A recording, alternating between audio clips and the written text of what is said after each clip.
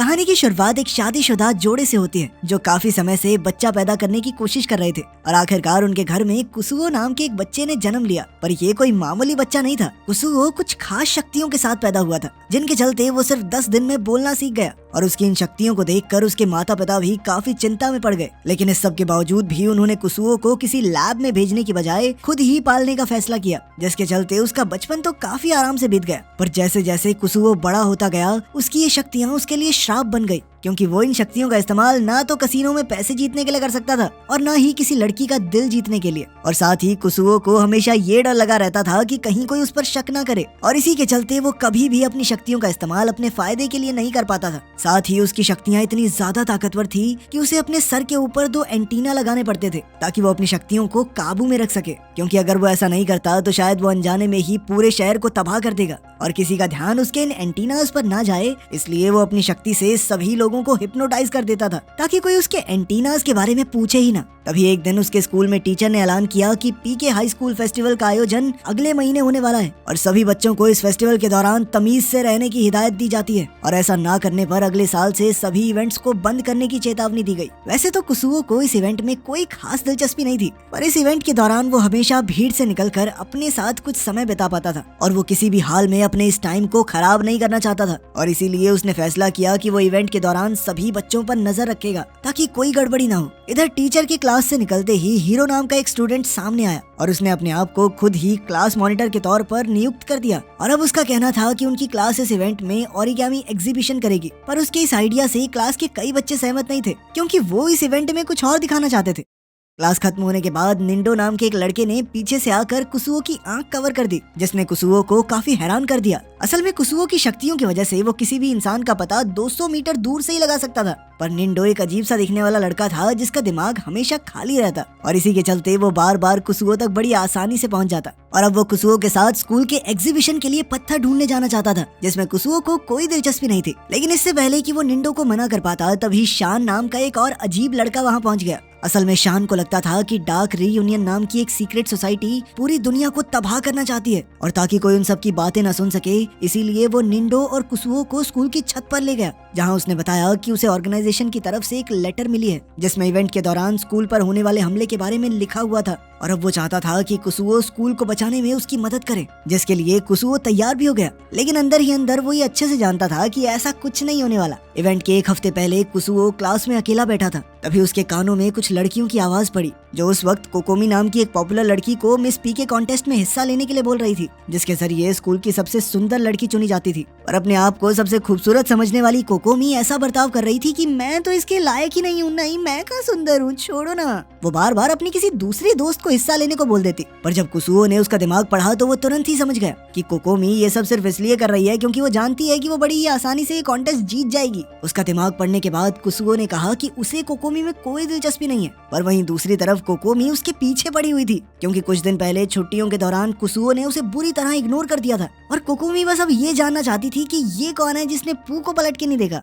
दरअसल एक दिन उसने कुसुओ को हेलो कह दिया था, लेकिन उस पर ज्यादा ध्यान न देते हुए कुसुओ भी उसे छोटा सा हेलो देकर चला गया। और फिर जब अगली बार उसने कुसुओ को हेलो कहा तो इस बार तो कुसुओ ने उसे पूरी तरह अनदेखा कर दिया, जिसके बाद तो कोकोमी को अपनी आंखों पर भरोसा ही नहीं हो रहा था और इसीलिए वो तीसरी बार कुसुओ से मिलने के लिए गई। इस बार उसने कुसुओ को हाथ लगाकर हेलो करने का फैसला किया, पर जैसे ही वो उसे छूने के लिए आगे बढ़ी तो कुसुओ तुरंत ही साइड होकर वहाँ से गायब हो गया। और जब कोकोमी को वो कहीं भी नहीं मिला तो उसे लगने लगा कि शायद ये सब एक भ्रम होगा, और देखते ही देखते वो कुसुओ के बारे में कुछ ज्यादा ही सोचने लगी और फिर प्यार हो गया। उस दिन के बाद से वो कुसुओ के नजदीक आने की हर मुमकिन कोशिश कर रही थी, पर उसकी हर एक कोशिश बेकार हो जाती। फेस्टिवल की सुबह जब कुसुओ अपने माँ बाप के साथ खाना खा रहा था तभी उसके हाथ से एक ग्लास टूट गया, जो उसकी माँ के मुताबिक एक अपशगुन था। पर कुसुओ को इन बातों पर भरोसा नहीं था और वो चुपचाप अपने स्कूल के लिए निकल गया, जहाँ इवेंट शुरू होने से पहले सारी क्लास सभी पत्थरों को देख रही थी जो बच्चों ने इकट्ठा किए थे। लेकिन उन सभी में सबसे अलग पत्थर एरन का था, जिसके ऊपर लाल रंग लगा हुआ था।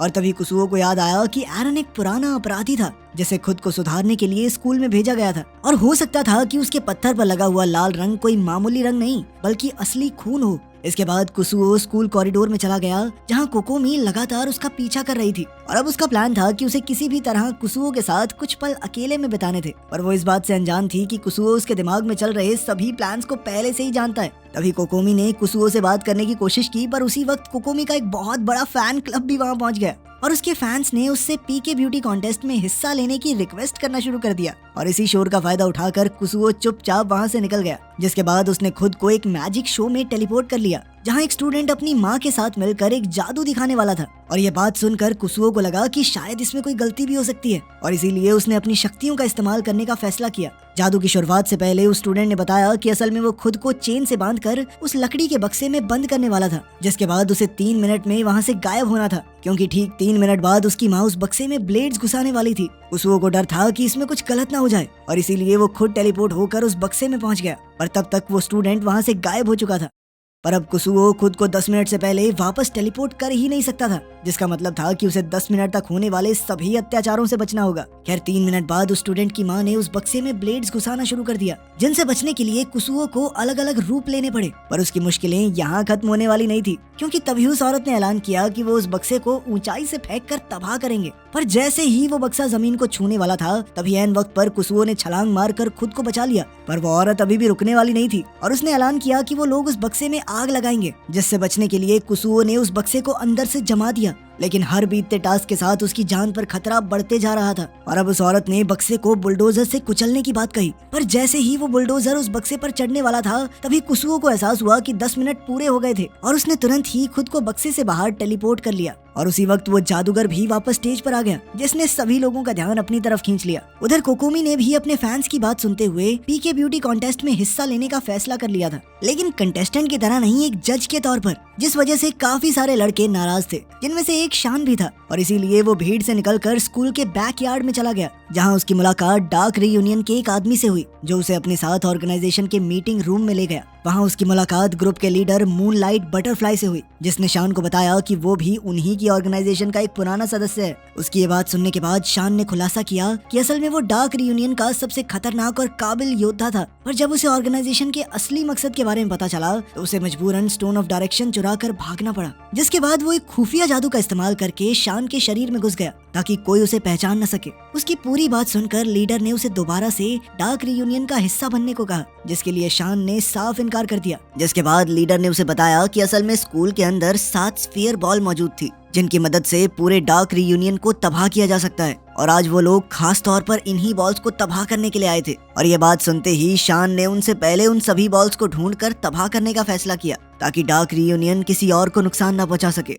उधर हीरो ज्यादा से ज्यादा लोगों को मैराथन के लिए बुला रहा था कि तभी निंडो भी मैराथन में हिस्सा लेने के लिए पहुंच गया, क्योंकि जो भी इस रेस को जीतेगा उसे 10 मिनट तक कोकोमी को देखने का मौका मिलने वाला था। रेस में कोई जख्मी ना हो जाए, इसलिए कुसुओ लगातार सभी पर नजर रख रहा था। पर थोड़ी देर बाद ही हीरो निंडो से जीतने के लिए सभी ट्रैफिक सिग्नल्स को तोड़ने लग गया, जिसकी वजह से कुसुओ को मजबूरन सभी ट्रैफिक लाइट्स और गाड़ियों को अपने हिसाब से बदलना पड़ा। और इस सब के बावजूद भी निंडो बड़ी ही आसानी से हीरो का मुकाबला कर पा रहा था, और वो तो आराम से खाते पीते दौड़ रहा था। और वहीं दूसरी तरफ बेचारे हीरो की जान धीरे धीरे खत्म हो रही थी, और अब उसने एक आखिरी चाल चलने का फैसला किया। जैसे ही वो फिनिश लाइन के पास पहुंचा तो उसने निंडो का ध्यान भटकाने के लिए साइड में कहा कि वो देख कोकोमी। इससे बेचारे निंडो का ध्यान भटक गया और हीरो रेस जीत गया। पर निंडो इस चीज से बिल्कुल खुश नहीं था, और उसने सबके सामने हीरो पर एक पुरानी जुत्सु ट्रिक का इस्तेमाल कर दिया, जिसे देखकर सभी लोग बहुत हंसे।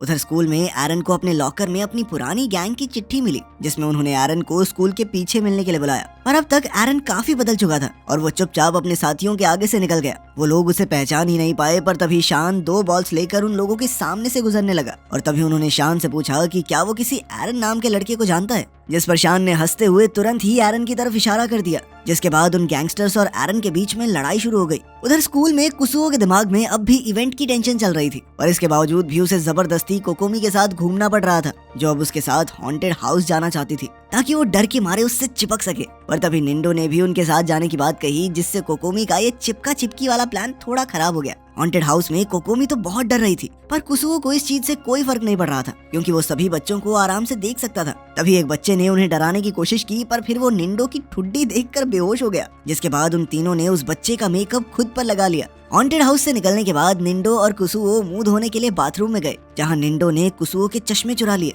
जिस वजह से कुसुओ की एक शक्ति एक्टिवेट हो गई, जिसके चलते वो जिस किसी को भी देखता वो पत्थर का बन जाता। और इसका सबसे पहले असर भी निंडो पर ही हुआ और कुसुओ जानता था कि अब अगले 24 घंटे तक निंडो ऐसा ही रहने वाला है, और इसीलिए उसने निंडो को अपनी क्लास की रॉक एग्जीबिशन में रख दिया, जहाँ सभी लोग इतनी रियलिस्टिक मूर्ति देखकर काफी इंप्रेस हुए। इसके बाद कुसुओ अपने लिए नए चश्मे ढूंढने में लग गया, और इस सब में उसने कई सारे और बच्चों को भी पत्थर का बना दिया। और जब उसे कोई दूसरा चारा नहीं दिखा तो वो चुपचाप जिम के स्टोर रूम में चला गया, जहाँ पहले से ही कोकोमी मौजूद थी। इधर कुसुओ को कुछ भी समझ नहीं आ रहा था, और इसीलिए उसने कोकोमी को तुरंत बाहर जाने को कहा। तभी उसे एहसास हुआ कि एरन अभी भी बाहर लड़ रहा है, और उसने तुरंत ही खिड़की खोलकर एरन से उसके चश्मे मांगे, जिसके बाद उसने सारे गैंगस्टर्स को भी थोड़ा ठीक करके वहाँ से भगा दिया, ताकि टीचर्स को इस बारे में पता न चल सके। इस सब के बाद कुसुओ को लग रहा था कि शायद अब तो मेरी सारी टेंशन खत्म, पर तभी एक बार फिर से कोकोमी उसके सामने आई, और अब वो कुसुओ के साथ एक कपल गेम खेलना चाहती थी, जिसके लिए कुसुओ बिल्कुल भी तैयार नहीं था। पर तभी कोकोमी के फैन बॉयज ने वहाँ आकर कुसुओ को धमकाना शुरू कर दिया। अपनी बहन के साथ इतना क्यों घूम रहा तू? हाँ, ज्यादा समय मत बिताया कर उसके साथ, समझा, वरना गेम कर देंगे तेरी। ये सब देखकर कोकोमी ने उन लड़कों को चुप करवाने की कोशिश की, और उन सभी ने कुसुओ और कोकोमी का पीछा करना शुरू कर दिया, जिनसे बचने के लिए वो वापस जिम स्टोर में घुस गए। और उनके अंदर जाते ही उन फैन बॉयज ने कमरे को बाहर से बंद कर दिया। और कमरे के अंदर पहुंचकर जब कुसुओ ने कोकोमी का दिमाग पढ़ा तो उसे पता चला कि असल में ये सब उसी का प्लान था, ताकि वो दोनों एक साथ समय बिता सकें। ऊपर से कोकोमी ने ही मैराथन और एरन की लड़ाई करवाई थी, ताकि कुसुओ हर वक्त बिजी रहे और अपने दोस्तों के पास न जाए। ये सब पता चलने के बाद कुसुओ अब उस कमरे से बाहर निकलने का रास्ता ढूंढ ही रहा था कि उधर शान 7 बॉल्स इकट्ठी करने के बाद डार्क रीयूनियन के मीटिंग हॉल में पहुंचा, जो असल में सिर्फ कुछ कोकोमी फैन बॉयज थे। पर इस सब के बावजूद भी शान ने उन 7 बॉल्स को एक जगह पर रखा और फिर एक मंत्र पढ़ा, जिसके बाद अब उसे ऐसा लग रहा था कि उसने डार्क रीयूनियन ऑर्गेनाइजेशन को तबाह करके पूरी दुनिया को बचा लिया है। उधर एरन से बदला लेने के लिए पूरी गैंग वहाँ पहुँच गई, लेकिन अपने चश्मे कुसुओ को देने के बाद एरन को कुछ भी ठीक से दिखाई नहीं दे रहा था। पर जैसे ही वो लोग एरन पर हमला करने के लिए आगे बढ़े तो कुसुओ ने उन सभी को गायब करके समय में पीछे भेज दिया। पर अपनी शक्तियों का इतना ज्यादा इस्तेमाल करने के बाद कुसुओ के शरीर में अब जान खत्म हो गई थी, और वो वहीं पर बेहोश हो गया, जिसके चलते उसकी शक्तियां भी कमजोर हो गई। और अब कोकोमी को उसके सर पर लगे एंटीना दिखाई दे रहे थे, और उसने अनजाने में एक एंटीना को बाहर निकाल दिया, जिसके बाद कुसुओ की शक्ति अब सीधा बाहर निकल रही थी, जिस वजह से पूरी दुनिया के सेंसर्स ने काम करना बंद कर दिया। तभी कुसुओ को दोबारा से होश आया, और जब उसने एक बक्से पर हाथ रखा तो वो तुरंत ही टूट गया। ये देखकर कोकोमी काफी डर गई और उसने एंटीना को छोड़ दिया। और इधर जैसे ही कुसुओ को इस चीज का एहसास हुआ तो उसने तुरंत ही कोकोमी से अपना एंटीना वापस मांगा, लेकिन उसी वक्त कमरे की सारी दीवारें जमने लग गई, जिसे देखते ही कुसुओ समझ गया कि अब वो लोग धरती पर नहीं है। इसीलिए अब वो कोकोमी के बेहोश होने का इंतजार करने लग गया, जिसके तुरंत बाद उसने अपनी शक्ति से एंटीना वापस ढूंढा और उस इमारत को वापस धरती पर ले आया। पर अब उसे समझ नहीं आ रहा था कि वो पूरी दुनिया को ये चीजें कैसे समझाएगा, किसको क्या क्या जवाब देगा। इसीलिए उसने अपनी शक्ति से पूरे एक दिन पीछे जाने का फैसला किया, ताकि इस बार वो हर एक फैसला सही तरीके से ले सके।